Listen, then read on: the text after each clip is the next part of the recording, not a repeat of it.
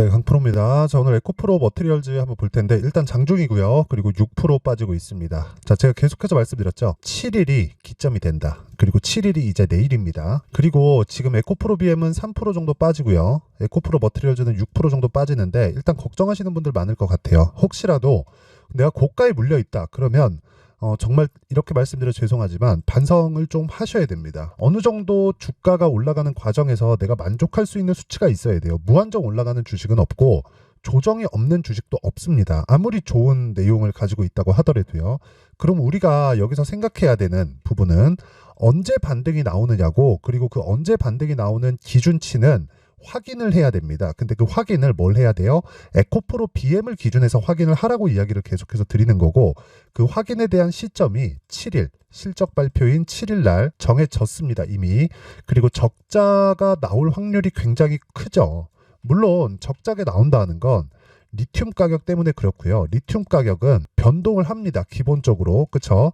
이건 원자재로 취급을 받기 때문에, 아니 그냥 원자재죠. 그리고 상장되어 있고 그게 선물 시장에서 거래가 되고 있기 때문에 이런 부분은 어쩔 수 없이 가격 변화가 극심할 수밖에 없습니다. 근데 지금 잘 모르시는 분들이 있는데 기름 있죠. 기름. 유가.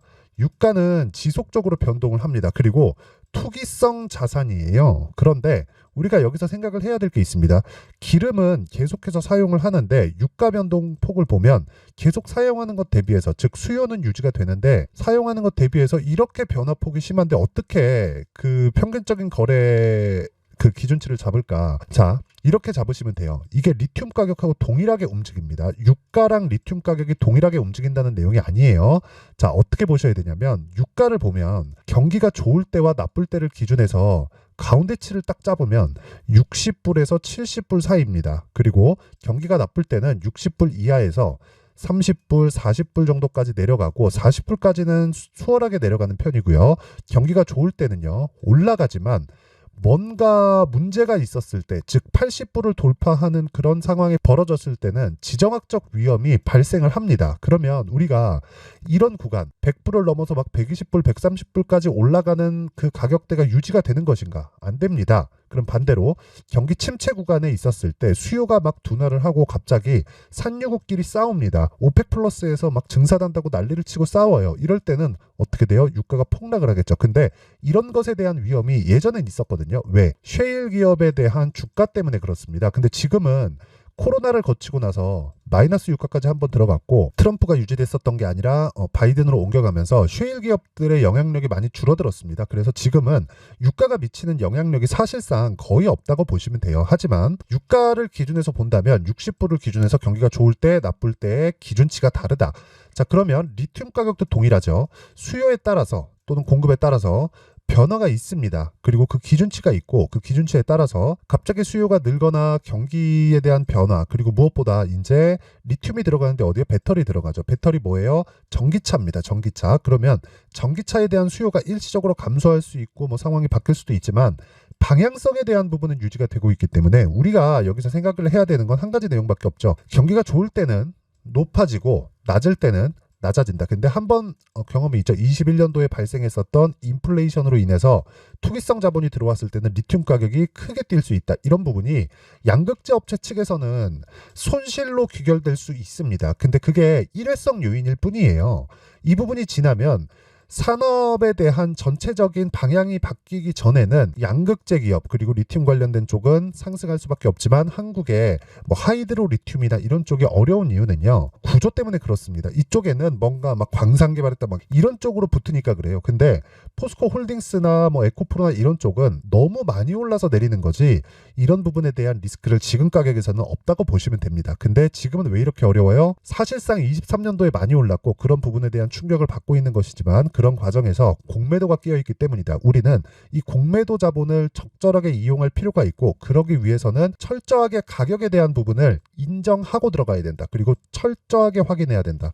자, 제가 2월 들어서도 그리고 1월 달에도 계속해서 이야기를 드렸었던 게 LNF 실적이 딱 나오자마자 적자 2,800억이 찍혔습니다. 그러면서 주가 반등해요. 물론 그 뒤에 테슬라 실적도 박살이 났고 그리고 에코프로나 뭐 이런 쪽도 안 좋다는 이슈가 지속되면서 LNF도 다시 밀린 건 맞아요. 그런데 제가 확인해야 된다 그랬고 LNF는 단기 결과적으로 에코프로 BM으로 와야 되고 에코프로 BM이 움직이는 것에 따라서 에코프로 머티리얼즈 같은 경우에도 강세를 보일 수밖에 없는 구조를 갖추고 있습니다. 왜? 양극재를 만들기 위해서는 전구체가 필요하고 양극재는 전구체 플러스 리튬이기 때문에 그렇습니다. 자, 그럼 답 나왔죠? 리튬 가격으로 인해서 변화 요인이 되는 건 에코프로 머티리얼즈는 아니다. 하지만 광물이 들어가기 때문에 이런 것에 대한 영향도 받을 수밖에 없고, 그럼에도 불구하고 11월 달부터 큰 폭으로 상승을 했었던 건 상장 초기에 흥행에 실패했기 때문인데 지금은 그런 상황이 아니고요. 무엇보다 스케줄상 7일 내일을 기점으로 바닥을 찍고 올라갈 수 있는 확률이 굉장히 높고, 대신에 우리는 그 확률이 높기 때문에 투입을 지금부터 하세요, 이게 아니라 확인하고 매매하세요입니다. 확인하고. 그렇죠? 그러면 에코프로 머티리얼즈도 지금부터 추적을 지속적으로 해야 되지만 기준이 되는 건 에코프로 BM이고, 그렇죠? 얼마에 매수해야 되는지가 가장 중요하다는 겁니다. 자, 그러면 주식을 언제 사야 될까요? 싸게 사야 될까요? 절대 싸게 사지 마세요. 주식은 절대 싸게 살라고 마음을 먹는 순간 내가 물리겠다고 그냥 마음을 먹는 거나 마찬가지예요. 시세는 길게 나오지 않아요. 10배 올라가는 시세가 있다. 1년 지났더니, 예를 들어서 2024년 지났더니 10배 올라가는 종목이 나왔더라. 그러면 그 10배 올라가는 시세는 절대로 3개월을 넘지 않습니다. 그쵸? 한 번의 시세가. 에코프로도 마찬가지였죠.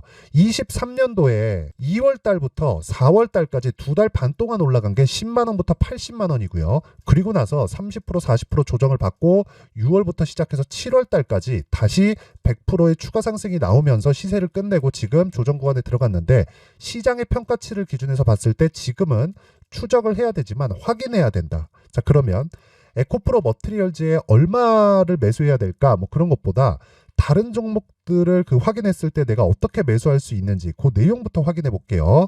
자, 여기 보시면요, 제가 어떻게 매매를 하는지 내용이 다 나옵니다. 그리고 그런 부분을 여기 소통방에서 제가 다 공유를 합니다. 자, 실제 그 내용을 제가 보여드리면, 오늘 같은 경우에 그래 2월 6일 인터플렉스 시장가 매수 8시 48분, 그리고 GST 시장가 매수 8시 51분 이렇게 진행하고 있죠. 오늘 제가 오픈한 건 첫날이고 저는 매수를 해오고 있었습니다. 근데 이 종목이 뭐예요? 신고가 종목이다. 신고가 종목을 어떻게 해야 돼요? 스윙으로 공략을 한다. 단타를 치는 게 종목군에 따라서 다르지 않습니다.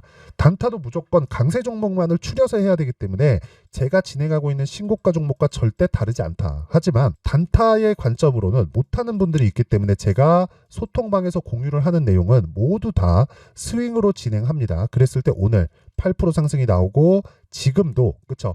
늦게 올라가면 늦게 올라갈수록 매수 물량은 늘어갈 수밖에 없는 구조를 만든다. 하지만 그 최종 기한은 2주 안으로 잡아야 됩니다. 2주 안에 수익전은 못 시키잖아요. 주식 잘못하고 있는 겁니다. 자, 그래서 GST 오늘 8% 상승. 그쵸? 자, 그리고 오늘 뭐 인터플렉스 같은 경우에 보더라도 어떻습니까? 제가 6% 이런 식으로 수익을 냈죠. 1월 29, 1월 뭐 30일 이런 식으로 수익을 냈는데, 내려와서 지금 다시 매수하고 있는 겁니다. 오늘 시가에. 그쵸? 시가부터 제공력이 들어간 거고, 이 종목도 뭐예요? 제가 싸게 살려고 노력하는 흔적이 있나요? 없죠. 그쵸? 올라가는 거 다 확인하고 고가 구간에서만 매수를 합니다. 이랬을 때 보유기간을 줄일 수 있고 수익률은 어떻다? 6%씩 이렇게 수익을 볼 수 있다. 어떤 종목이든 20%씩 이렇게 가고 막 30% 가고 이런 거 있으면 좋겠죠. 근데 모든 종목을 이렇게 만들 수는 없습니다. 그리고 이렇게 만들기 위한 작업도 필요합니다. 어떤 타점에 공략하면 무조건 먹을 수 있다, 이런 상황 자체를 기대하지도 말고 만들라고 하지도 말자. 시간 아깝다. 그쵸? 하지만 그런 부분을 배제하더라도 이런 식의 수익을 낼 수 있다는 겁니다. 자, 그리고 제가 며칠 전부터 에브리봇에 대한 영상을 지속적으로 올려드리는데, 오늘 그쵸 10% 급등세가 나왔고, 오늘 장중 고가는 14%까지 상승폭을 키웠습니다. 그쵸? 제가 실제 이것도 소통방에서 계속해서 이야기를 드리고 있는데, 자, 내용 한번 보시면 2월 1일 그쵸 비트컴퓨터 에브리봇 그쵸 이렇게 진행이 됐고, 비트컴퓨터 같은 경우에는 자, 내용 보시면 급락을 했죠. 근데 저는 첫날 매수하고 매도하고 끝냈습니다. 그래서 나온 수익이 7% 수익으로 끝냈다. 이거 분봉으로 딱 보잖아요. 7% 수익을 얻는데 정확히 걸린 시간이 2월 1일 9시부터 9시 55분까지 55분에 끝입니다. 그리고 나서 어떻게 됐죠? 급락하고 지금 주가는 재매수 구간을 제가 공략을 하려고 하고 있다. 그쵸? 자, 그러면 매매하는데 필요한 답은 다 나온 거예요. 이 종목 뭐예요? 신고가 종목이다. 그러면 그 밑에 에브리봇 한번 볼게요. 에브리봇은 지금 투자 주의에 걸려 있는데 그런데도 불구하고 오늘 10% 상승 나옵니다. 제가 어저께도 이야기를 드렸어요. 투자 경고까지 가는 거 걱정하지 말아라. 단일가 매매되는 거 걱정하지 말아라. 이건 이미 돌아올 수 없는 강을 건넜다. 왜? 신고가이기 때문에. 그쵸? 중간중간에 제가 매매한 내용이 있죠. 0.9% 손절한 적도 있지만 지금 계속 보유하고 마지막 매수로 제가 어저께 매수했습니다. 어저께 또 산 거예요. 올라오고 있는데 팔고 또 사고, 그쵸? 이런 짓을 하고 있는 거다. 그랬을 때 오늘 어떻게 됐습니까? 11% 상승 구간. 아직 한 주도 안 팔았습니다. 여기 밑에 0.6%, 1.3% 손절이 나간 건 22년도 자료입니다. 그쵸? 22년도에 제가 매매를 했었던 내용이고 모든 종목이 막 20%, 30%씩 터지는 것은 아니지만 이렇게, 그쵸? 내가 2주 안에 손실의 위험을 막을 수 있는 최대 한도가 여기까지다. 이거 분봉으로 돌려도 마찬가지입니다. 분봉으로 돌려도 어떻습니까? 제가 마지막으로 매수한 게 여기입니다. 그쵸? 정확하게 2월 2일 12시 10분에 한 번 들어갔고, 그리고 2월 5일 어저께죠. 10시에 한 번 더 들어갔습니다. 딱 그랬을 때 어떻게 돼요? 어저께 고가 하락했고, 그쵸? 그 매수가에서 정도에 끝났고 오늘 10% 상승해서 지금 등락 중에 있다. 언제 팔까요?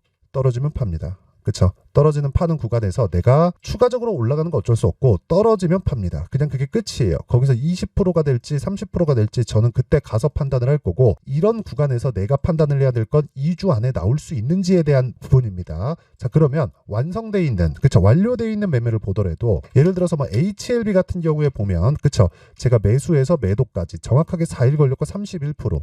그쵸? 그리고 어버브 반도체 같은 경우에도 뭐 최근에 급락을 조금 했는데 저는 매수해서 매도했고, 그쵸? 이렇게 매매를 끝냅니다. 21%. 그쵸?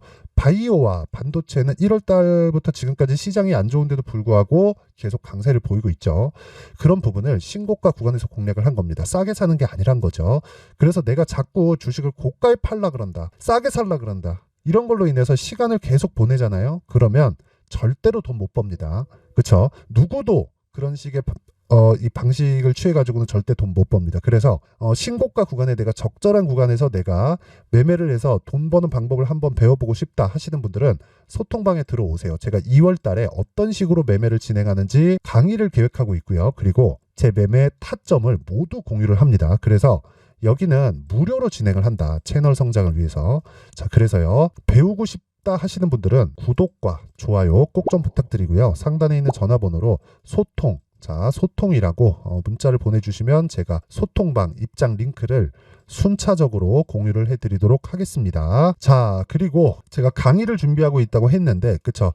요 내용입니다. 종목을 찾아야 되기 때문에 신고가 검색기, 그리고 어떻게 가격을 잡아야 될지 봐야 되기 때문에 수익 모델에 대한 자료, 이 두 가지 내용을 가지고 제가 2월 달에 강의를 할 텐데, 요 내용도요 제가 무료로 공개를 합니다. 왜? 채널 성장을 위해서. 자, 그래서 구독과 좋아요 꼭 좀 부탁드리고요. 상단에 있는 전화번호로 참여, 자, 참여라고 문자를 보내주시면 제가 소통방 입장 링크를 순차적으로 공유를 해드리고요. 신고가 검색기와 수익 모델까지 함께 공유를 해드리도록 하겠습니다. 소통으로 문자 보내주셔도 되고요. 참여라고 문자를 보내주셔도 됩니다. 자, 그리고 에코프로 머티리얼즈 보면 오늘도 급락을 하지만 저가를 훼손한 것은 아니다. 하지만 이렇게 급락을 하는 이유는 7일날 실적 때문이다. 그런데 실적은 안 좋게 나온다. 즉 실적에 대한 기대감을 주가를 보면 알 수 있다. 없습니다. 그러면 7일 실적 이후에 우리가 타점을 잡는 게 중요하고, 그 타점은 확인하고 잡아야 된다. 그러기 위해서는 에코프로 BM에 대한 상황을 체크하자. 에코프로 BM도 지금 나쁘지 않지만 보유하고 있으면 안 된다. 하지만 내가 고가에 물려 있다. 그러면 지금 매도할 필요는 없다. 어쩔 수 없이 시간을 보내고 있기 때문에 그 시간을 보내는 것에 대한 보상을 받기 위해서 전략을 다변화시키는 게 중요하고, 그건 지금 매도하지 않고 매수 구간을 잡는 겁니다. 그쵸? 자, 그 내용을요 제가 여기 에코프로 머티리얼즈의 가격 그리고 단기 보유 전략으로 준비를 해놨고, 단기 뭐라 그랬죠? 2주입니다. 2주 안에 가격을 잡는 기준치를 제가 이야기를 드리는 겁니다. 이 내용은 20페이지에 걸쳐서 아주 상세하게 내용 준비를 해놨는데, 이것도요 제가 채널 성장을 위해서 무료로 공개를 하고요. 무엇보다 중요한 건 구독과 좋아요입니다. 그쵸? 구독과 좋아요 꼭 좀 부탁드리고요. 상단에 있는 전화번호로 머티, 자, 머티라고 문자를 보내주시면 제가 에코프로 머티리얼즈의 가격과 단기 보유 전략을 함께 공유를 해드리도록 하겠습니다. 자, 항상 시청해주셔서 감사드리고요. 그리고 무엇보다 신고가에 대해서 제가 계속해서 강조를 드리고 있죠. 그만큼 중요하다는 거기 때문에 제가 2월 달에 있는 기업 밸류업 프로그램, 그리고 4월 달에 있는 총선까지 어떤 식으로 신고가 종목을 공략해야 되는지 그 내용에 대한 부분을 제가 상세하게 준비를 해놨으니까 영상 끝까지 시청하시고 모든 분들이 성공 투자하셨으면 좋겠습니다. 자, 24년도가 돼도 여전히 시장은 녹록지 못합니다. 이런 상황이 벌어지는 건 어쩔 수 없습니다. 이런 상황에서도 수익이 나는 종목들의 구조는 변하지 않습니다. 즉, 대시세 종목에 대한 구조는 변하지 않는다는 거고, 실제 제가 소통방에서 지속적으로 이야기를 드리고 있는 내용도 대시세 종목이나 시장 주도주를 공략하는 건 철저하게 가격 분석을 하라고 이야기를 드리고, 가격 분석 이후에는 이슈에 대한 파악, 그리고 이슈를 파악하고 나서는 다시 내가 얼마에 매수할지 그 타점에 대한 부분을 지속적으로 언급을 하고 있습니다. 자, 근데 생각해 보세요. 1월 달에 시장이 굉장히 어려웠습니다. 어려운 상황에서의 어떤 종목들이 강했냐 보면 반도체와 그리고 바이오입니다. 자, 실제 여기 보면요. HLB에 제가 실제 매매한 내용을 띄워놓고 보여드리고 있는데 1월 22일부터 매매를 시작해서 4일 동안 31%의 수익 마감이 됐고요. 그리고 여전히 신고가 종목입니다. 자, 그리고 그 다음 어보브 반도체, 이름을 보시다시피 반도체 종목이죠. 그리고 AI 반도체는 지속적으로 강세를 보이고 있습니다. 이 종목도 신고가를 먼저 달성한 이후에 제가 21%의 단기간에 21%의 큰 수익을 내고 마감이 됐습니다. 다시 재공략을 준비하고 있고, 이런 부분은 소통방에서 다 공유를 해드립니다. 자, 그리고 그 다음 코세스. 자, 코세스 같은 종목도 당연히 그쵸, 신고가 종목이고요. 그리고 반도체 종목입니다. 이 종목도 영업일 기준에서 이틀 동안 대략 한 15%의 수익 마감이 됐습니다. 내용을 한번 보시면 어떻습니까? HLB를 포함해서 뭐 30%, 20%, 뭐 15% 이런 식의 수익이 지속적으로 발생하고 있는데, 이 세 종목 모두 다 신고가 종목이고 1월 달에 시장이 약세를 보이고 있는 구간에서도 강했었던 그런 종목입니다. 특징점이 하나 있는데 그 이슈에 앞서서 가격이 먼저 반영했다는 거죠. 자, 근데 그게 기업 밸류업 프로그램이라고 하죠. 그 종목들도 마찬가지입니다. 오늘은 그 부분에 대해서 이야기를 드릴 텐데, 그렇게 제가 가격을 먼저 보고 이슈에 대해서 파악하는 이유는 결과적으로는 큰 시세를 먹기 위한 사전 준비 작업입니다. 실제로 큰 시세를 먹기 위해서 사전 준비 작업을 했을 때 여기 레인보우 로보틱스 127%, 그리고 ISC 98%, 그리고 한미반도체 97%의 큰 수익을 내는 상황을 만들 수 있습니다. 어떤 식으로 소통방에서 진행됐는지, 그쵸? 그 상황을 제가 이야기를 드린 건데, 이런 상황도요, 당연히 신고가를 공략했을 때 가능한 겁니다. 자, 그러면 이번에도 마찬가지입니다. 그쵸? 정부 주도의 코리아 디스카운트 해소 방안이 2월 달에 발표를 하고요. 그리고 2월 달에 발표된 내용을 토대로 주가가 움직이는 게 아니라 이미 움직인 내용이 있죠. 실제 이 내용은 크게 중요한 게 아니라는 겁니다. 실제 움직인 내용을 보면, 자, 기아차입니다. 실제로 12월 달에 신고가를 만들어 놓고 정부에서 입김을 불어 넣으니까 순식간에 기아차를 포함해서 현대차 같은 거대 기업들의 주가가 2주도 채 되지 않아서 40% 정도의 큰 시세를 냅니다. 자, 그러면 우리는 어떤 종목을 봐야 될까요? 이슈를 파악해야 되는 것도 맞지만 철저하게 가격에 맞춰서 매매를 해야 되는 게 당연히 중요합니다. 정부가 주도하는 정책 방향이 있겠죠. 그 방향에 맞춰서 우리가 종목을 찾을 필요가 있다. 자, 그러면 답이 나왔습니다. 정부가 주도하는 방향에 맞춰서 제2의 기아차를 찾는 게 지금은 중요하다. 근데 정부 정책의 방향에 맞게 가자. 그랬을 때 앞서서 제가 보여드렸었던 내용인 여기 레인보우 로보틱스 127%, 그리고 ISC 98%, 그리고 한미반도체 97%와 같은 수익을 낼 수 있습니다. 물론 시간에 대한 부분은 최소 2주의 시간이 필요하고요. 그리고 최장 3개월 안에 끝내야 됩니다. 자, 기아차의 시세를 보셨던 것과 같이 2월 달에 정부 정책의 방향이 결정되고요. 바로 3월 달이면 시행입니다. 자, 그러면 우리는 거기에 맞춰서 당연히 종목을 찾아야 되고, 제가 제2의 기아차를 찾아놨습니다. 제가 아까 전에 소통방에서 이야기를 드렸었던 내용 다 공개를 해드렸는데, 그 내용처럼 종목만 받고 싶다 하시는 분들은요, 상단에 있는 제 전화번호로 대시세, 자, 대시세라고 문자를 보내주시면 정부 정책의 방향에 맞는 종목을 모든 분들에게 무료로 공개를 해드리도록 하겠습니다. 자, 제가 원하는 건 채널 성장이 목적입니다. 자, 그래서 구독과 좋아요 꼭 좀 부탁드리고요. 모든 분들이 정부 정책에 맞는 방향으로 매매를 이어가서 큰 수익 보셨으면 좋겠습니다.